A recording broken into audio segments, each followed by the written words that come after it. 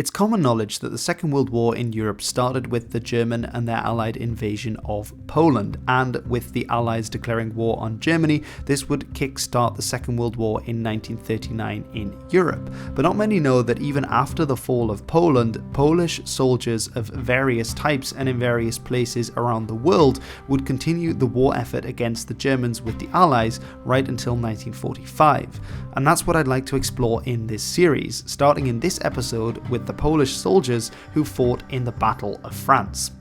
Now in 1939, the Germans invaded Poland. They invaded, and several weeks later the Soviet Union also invaded from the east of the country, and while putting up a valiant fight, the Poles were defeated. However, many of their soldiers, around 140,000, were able to escape Poland and escape captivity by the Germans and the Soviets into neighbouring countries, such as Romania, Hungary, and into the Baltic states, and many of these would go on to fight another day. These soldiers would go on to France and Britain to fight in their armed forces against the Germans, as these two nations had declared war on Germany following its invasion of Poland. And today we'll be looking at those Poles that went to France and fought under the French forces. They started to arrive in October of 1940, at which point there were around 31,409 Poles that were formed up into new regiments, as of course the old unit structure of the Polish army had to be reordered and new units created in the French army consisting of these Poles.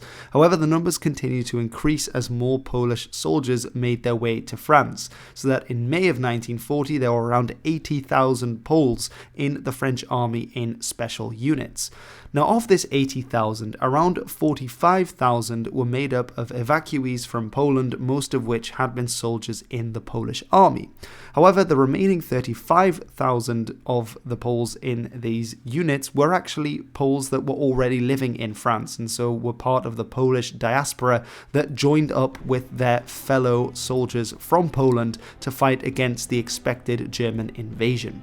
Despite having so many eager combat veterans at their disposal, the French were very slow to actually create new units for these Polish armed forces, so that when the time of the German invasion came, not all of them were actually ready and mobilized into units and so able to effectively fight back.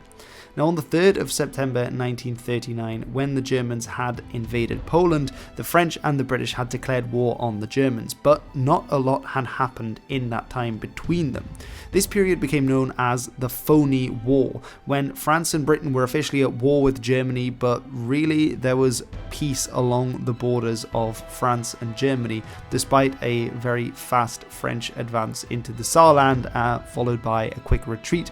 The French were essentially digging in and waiting for the Germans to act.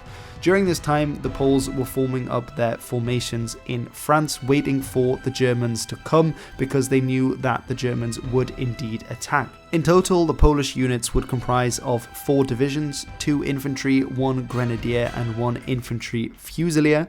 There would be 1 armoured cavalry division. There would also be a specialised Highland warfare unit or mountain troops that would be formed up, as well as 1 fighter squadron that would serve as part of the Air Force, this consisting in total of around 80,000 soldiers. Now, these Polish troops were very keen to engage with the Germans as they had just overrun their country. However, they had to wait for a while the Germans prepared their offensive. What was particularly infuriating for the Poles is that their generals got together and wrote a report on what they had learned from the new German way of war, the Blitzkrieg, and how best to combat it, passing this report on to the French in the hope that the French might learn from what the Poles had seen a few months earlier when they'd been fighting the Germans. However, the French High Command completely refused to even look at this report, and thus passed over what could have been vital lessons at the new German way of waging war. And so the French went completely unprepared for what was to come. What's interesting is that the first action Polish soldiers saw after the fall of Poland in 1939 was not action in France, but in Norway, although as part of the French army. This came on the 9th of May 1940 when the Allies decided to send troops to northern Norway to support the Norwegian armed forces there. And in this picture we can see several Polish soldiers with British and French troops around Narvik in the north of Norway.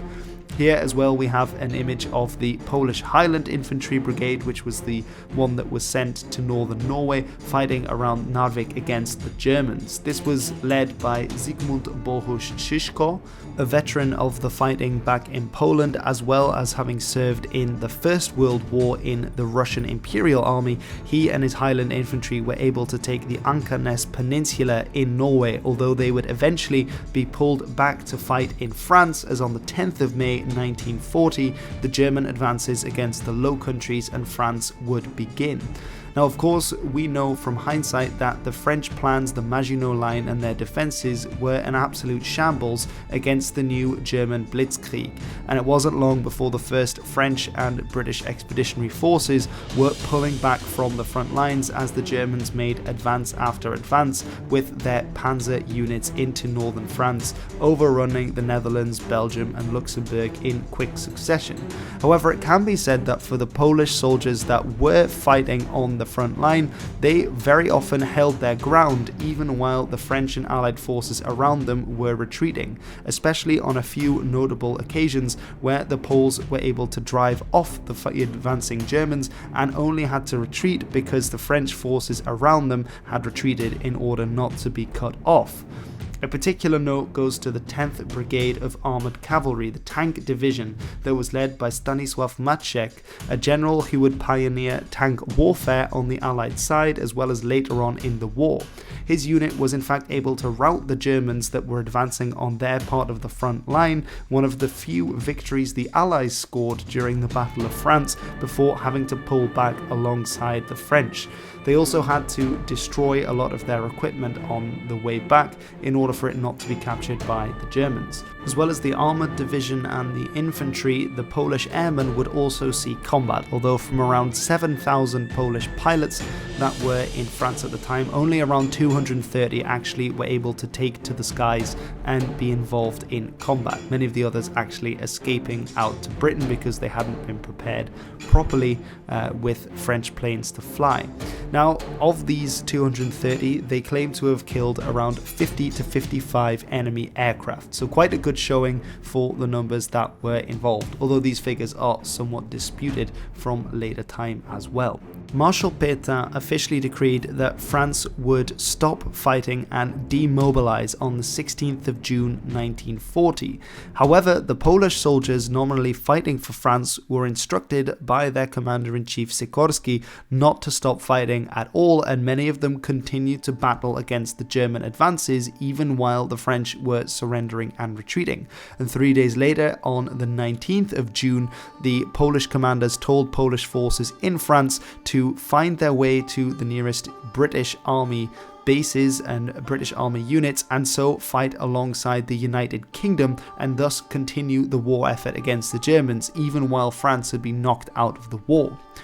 Many of the Polish soldiers were able to find British units and were evacuated from places like Dunkirk, around 20,000 of them crossing the Channel and going on to fight with the British armed forces for the remainder of the war. Others that were unable to reach British positions were able to escape the advancing Germans by crossing the border into Switzerland, at which point they were disarmed and interred in camps for the rest of the war. Others still that were not able to escape but did manage to evade capture by the Germans joined the French partisans or the resistance and would go on to fight against the Germans in the countryside of France for the remainder of the war. Based on military records, it looks that of the 80,000 Polish soldiers mobilized in France, around 55,000 saw action during the Battle of France. Of these, 1,400 would be killed in action, with around 4,000 being wounded. Some 16,000 would be taken prisoner by the Germans, and around 13,000 would be interned in Switzerland after having crossed the border there. And anywhere from 20,000 to perhaps even 35,000 of the Polish soldiers in France were able to cross the Channel and to join the British armed forces, where they would also form Polish units that would take part in many of the upcoming battles of the war, which I'll have another video about in the next one in this series about Poles in the Second World War and what they did following the fall of Poland. Alright everyone, thank you very much for watching this video. The inspiration for this video came when I was doing some research into, well actually I was watching a series on Netflix that's called the Greatest Battles or Road to Victory of World War II in colour. And it noted that in the Battle of Britain, around a fifth of the airmen that fought were either Poles or Czechs. And I thought that was quite interesting. That checks out. So I thought I'd poll and see if people were interested. And it looked that people were. So I thought, hey, why not do a video about Poles that fought in various places, as there are a few exotic examples as well of Poles fighting in Mesopotamia and in Italy and a few other places. So I thought that makes for an interesting video series. Anyway, in the meantime, I've been Hilbert, and this has been the history. So dziękuję, and see you in the next one.